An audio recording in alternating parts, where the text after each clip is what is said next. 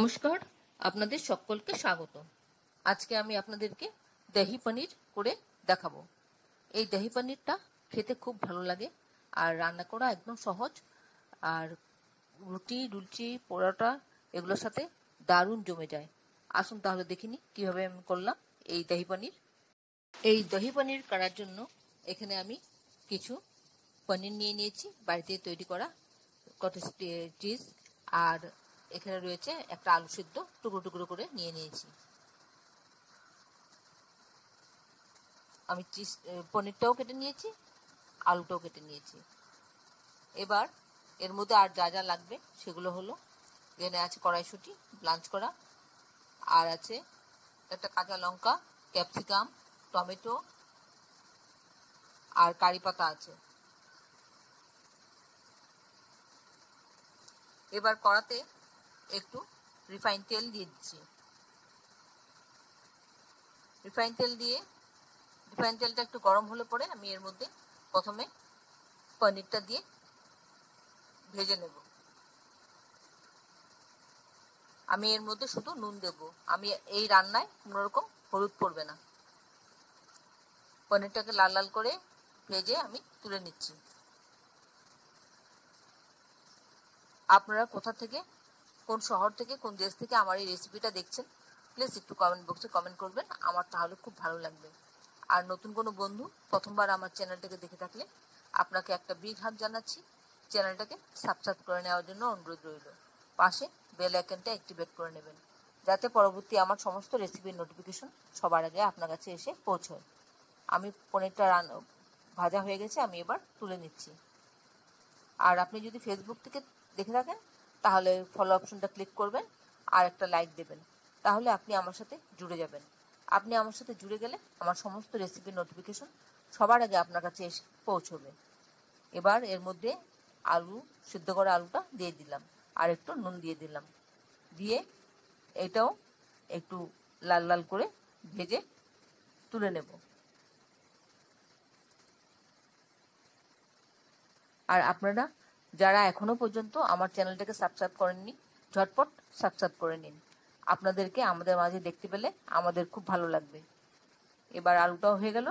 এবার কড়াতে বাকি যা তেল ছিল সেই তেলের মধ্যে আমি দিয়ে দিলাম একটা শুকনো লঙ্কা আর দিলাম হলুদ সর্ষে ফোড়ন আর একটা কারি পাতার স্টিংয়ের যে কটা পাতা হয় সেগুলো দিলাম। কারি পাতাটা দিতে আমি আস্তে আস্তে করে দিই, কারণ বড্ড ছিটকয় কারি পাতাটা দিলে।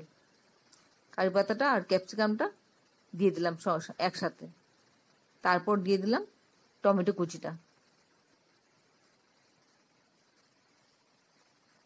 একটা কাঁচা লঙ্কা দিলাম, আমরা ঝালটা একটু কম খাই সেই জন্য একটাই দিলাম, আপনি আপনার স্বাদ অনুযায়ী ঝালটা দিয়ে নেবেন। আর দিলাম একটু নুন দিয়ে এবার একটু সময় ঢাকা দিয়ে রেখে দেব, যাতে টমেটোটা নরম হয়ে যায়।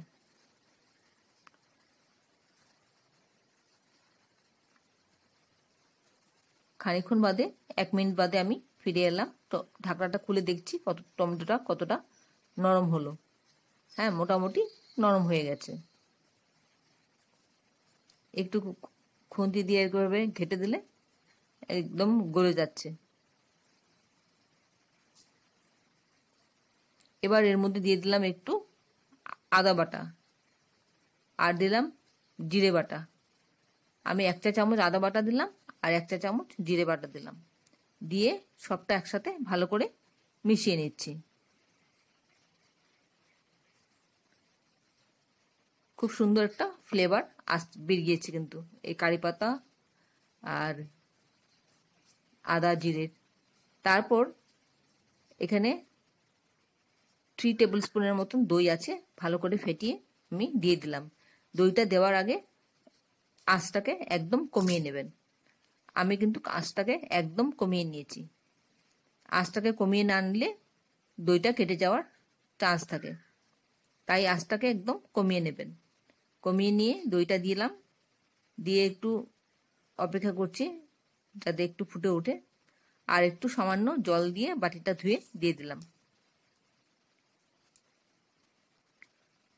এবার দইটা একটু আস্তে আস্তে ফুটবে, ফুটতে শুরু করে দিয়েছে। এবার খানিকক্ষণ ফুটবে।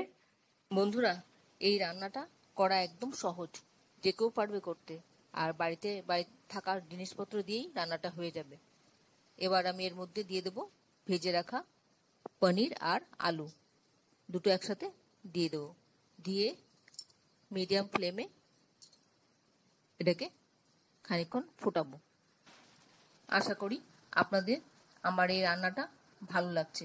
এই রান্নাটা দিয়ে আপনারা লুচি, রুটি, পরোটা, নান যাই বলুন না কেন, এসব দিয়ে খেতে বেশি ভালো লাগে। ভাত দিয়ে বা ফ্রাইড রাইস দিয়ে ভালো লাগবে, কিন্তু ভাত দিয়ে ততটা হয়তো ভালো লাগবে না। আপনারা রুটি লুচি যখন খাবেন তখন এটা এইভাবে করে খাবেন। যদি ভালো লাগে তাহলে একটা লাইক দিতে অনুরোধ করলাম, আর বন্ধুদের সাথে অনেক অনেক শেয়ার করবেন, কারণ আমি একটা রান্না করি, অনেক কষ্ট করি এর পিছনে, আর আপনাদের একটা লাইক দিতে 1 সেকেন্ড লাগবে মাত্র। তাই আপনারা লাইকটা অবশ্যই দেবেন, তাহলে আমিও কাজে একটু উৎসাহ পাবো। হাফ টিস্পুন চিনি দিয়েছি আগে, তারপর এবার গরম মশলা দিলাম, দিয়ে একটু ভালো করে মিশিয়ে নেব। মিশিয়ে নিলেই আমার রান্নাটা মোটামুটি হয়ে এসছে। আমি যে গরম মশলাটা দিলাম সেটা আমার বাড়িতে তৈরি করা গরম মশলা, তার গন্ধ স্বাদ একটু বাজারের থেকে অন্যরকম হবে। এবার এর মধ্যে একটু ঘি দিয়ে দিলাম। এই ঘিটা আমার বাড়িতে তৈরি করা ঘি, খুব সুন্দর গন্ধ এর। আপনাদের কাছে বাড়িতে তৈরি করা না থাকলে দোকানেরটাই দেবেন। এবার ভালো করে মিশিয়ে নিলাম। এবার ঢাকা দিয়ে দিচ্ছি একটু স্ট্যান্ডিং টাইমের জন্য, তারপর আমি প্লেটিং করে নেব। বন্ধুরা, আপনারা অবশ্যই একবার এই রান্নাটা করে খেয়ে দেখবেন, খুব ভালো লাগে, খুব সুন্দর হয় খেতে। আর যে কোনো পুজোর দিনেও করে আপনারা খেতে পারেন, বা নিরামিষ খাবার দিনেও করতে পারেন, খুব ভালো লাগবে খেতে। আপনাদের যদি কোনো প্রশ্ন থাকে আমার এই রেসিপি সম্পর্কে, অবশ্যই কমেন্টসে জানিয়ে দেবেন, আমি আপনাদের প্রশ্নের উত্তর জানিয়ে দেব। এতক্ষণ ধৈর্য ধরে আমার এই রেসিপিটা দেখার জন্য আপনাদেরকে অসংখ্য অসংখ্য ধন্যবাদ। আপনারা সকলে ভালো থাকবেন, সুস্থ থাকবেন, ঈশ্বরের কাছে এই কামনা করি। আর এই ধরনের নতুন নতুন রেসিপি দেখতে আমার চ্যানেলটাকে সাবস্ক্রাইব করে নেবেন, পাশে বেল আইকনটা অ্যাক্টিভেট করে নেবেন।